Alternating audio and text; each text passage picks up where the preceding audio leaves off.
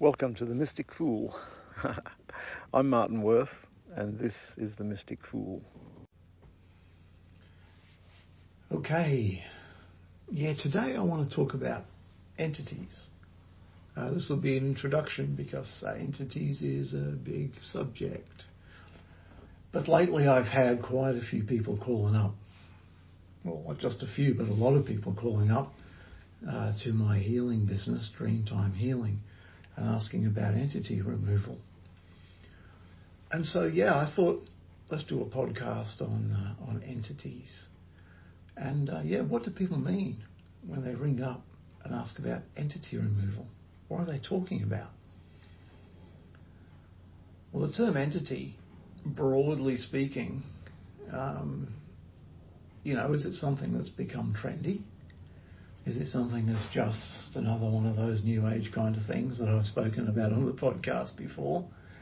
In this case, you'll be relieved to know that I do definitely believe that entity invasion requiring entity removal is quite a real thing.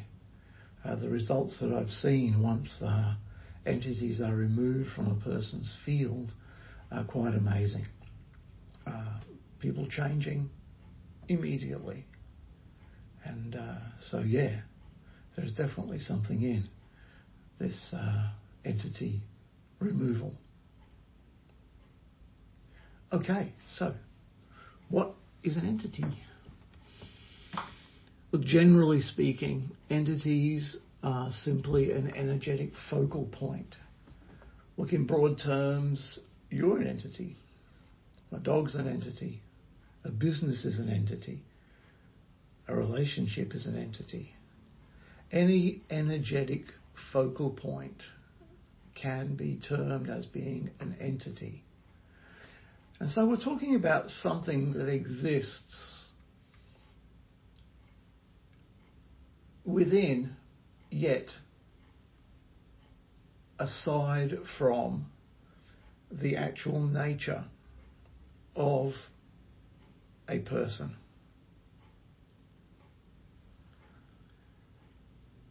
A business is something that you create as an entity. It's not you, but you put a lot of effort into it and a lot of energy into it. A relationship is an entity. It's not you, but you put a lot of energy into it. As an energetic focal point, this entity of a relationship or the entity of a business, for instance, can actually become quite consuming. And sometimes people lose their identity within the entity of a business or a relationship. Okay, but they're not the entities I want to talk about today. The entities that I want to talk to you about today in this podcast are entities of the spiritual nature, entities in the unseen world. So I split these into two areas, I guess. There's those that exist independently outside of the soul field in the astral. Ghosts, which are simply human or animal disembodied spirits that haven't passed on yet. Elemental entities. There are heaps. Spirit guides. Perhaps demons, if you want to go that side of things. Interdimensional entities, and that's something I really want to do a podcast on soon. Some people call these things angels, and there are alien entities as well, off-planet, ET entities. So there are a whole swathe of entities that exist outside of the soul field. And by the soul field, I mean outside of you, your physical, mental, emotional bodies, and to a large degree, your spiritual body. Those that exist within the astral. And just like you can be attracted to the energies, either positive or negative, to the people that you hang around with, or the people that hang around with you, just so you can attract the energies of these external entities by your own vibration. And normally the way that people end up with some sort of entity invasion from something outside of them, outside of their personal soul field, is by resonating at a frequency that the particular entity resonates with. People who end up in hospital under general anaesthetic can be jumped by a disembodied spirit of a person who also was in hospital, who may have died and don't know that they're dead yet. But if your energy of being scared of the operation, perhaps having the same issue that the person who died had, if that energy resonates with the energy of this disembodied human spirit, once your defences are down and you're under general anaesthetic, it is possible, it won't always happen, but it is possible that through what's called a reciprocal exchange of energy, a sympathy of energy between you and the disembodied spirit, your soul fields can merge and you can be invaded by that entity of the ghost. We've all heard stories of people who've come out of hospital or who've been knocked unconscious in a car accident or any other sort of accident, and they've had a complete personality change. And this is quite often the result of it. An entity external to them has come into their field. Yeah. The same thing can happen with animal spirits, where all it takes is a sympathetic exchange of energy, feeling sorry for a lost, or not lost pet so much, but a pet that dies.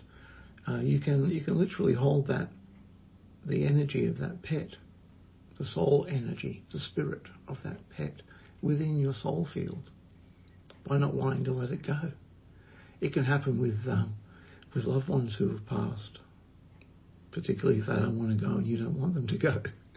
Then there's a sympathetic energy that sets up and you can hold them within your field. It's happened. I've seen it released from people. Another way that you can become invaded by human or animal spirit is through taking the life of a person, either accidentally or on purpose, without their permission. Same with animals, by taking the life of an animal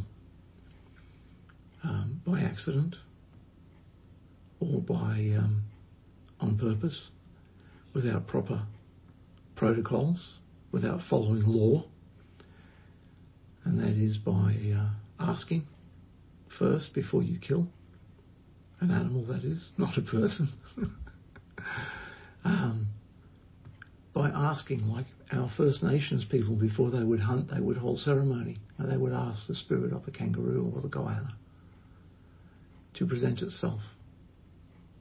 And in so doing, there was this permission given, and law was not transgressed. But when we do transgress law through murder, human or animal, then that human or animal has a right to your vehicle as you have destroyed its vehicle. Yeah. So there's a little bit on human and animal spirits, hey. And other categories, I will cover those, but not in this podcast. Okay. The other second classification of entities are those that exist and are generated within the soul field. And these include thought forms, curses, which are also known as psychic projections. See, a thought can be created into a thought form, And that thought form can be sent as a curse, a psychic projection to someone else. This is what spells are about. But you don't always have to be spelling on someone for a psychic projection or a curse to land upon them. That can happen through, once again, through sympathetic resonance of an energy, where a person's soul field is open and another person may project anger or judgment or some similar kind of emotion onto them, and it hits like an arrow and sticks in the soul field. Assumptions and beliefs. Yeah, thought becomes a thought form. And how does that happen? A thought that passes through your mind and never to be thought of again is not going to create a thought form. But if you have a thought that's repeatedly visited and repeatedly reinforced and dwelled upon, well, that creates a thought form. Look, in purely scientific terms, a thought form creates a much more accessible neural pathway to that particular point in your brain than it would have if it was just a fleeting thought that went through your brain and was never thought of again. And the neurons didn't even remain in place for more than a nanosecond that it took to think about it and forget about it. It's kind of like what happens when you get introduced to someone and they tell you their name and you forget it straight away. How often does that happen? It happens to me. And thought forms are created with emotion. And that's probably why we don't remember someone's name, because we didn't have an emotional tie or even an interest that arose around that person because of perhaps a judgment that we've made that they're not interesting, not good looking enough, or we're just a little bit bigoted in our viewpoint. So we didn't create some emotion around what you would if you met someone who you all of a sudden resonated with, who you saw and felt good about for whatever reason. I tell you that if you meet someone that you feel good about and they tell you your name, you're going to remember it. Because that's how a thought becomes a thought form, through the addition of emotion. Yeah. Now, when a thought becomes a thought form, if that thought form is continually dwelt upon, we're not talking about names here, we're talking about things like, bad things that happened. Like, you fell off your bike, hurt yourself, and you're not too keen on riding a bike again. Every time you get the opportunity to ride a bike, you recall that old memory and it gets reinforced. And it gets to a point where that thought form, as soon as someone mentions going for a bike ride, you might get a queasy stomach and feel bad about it straight away. It almost happens without even thinking about it. And that's where a thought form becomes a belief.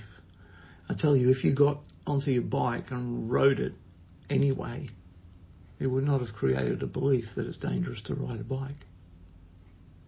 Okay. But once a belief is formed within our mind, it will activate without us even thinking about it. So we can see a progression here. We had a thought that went in and out.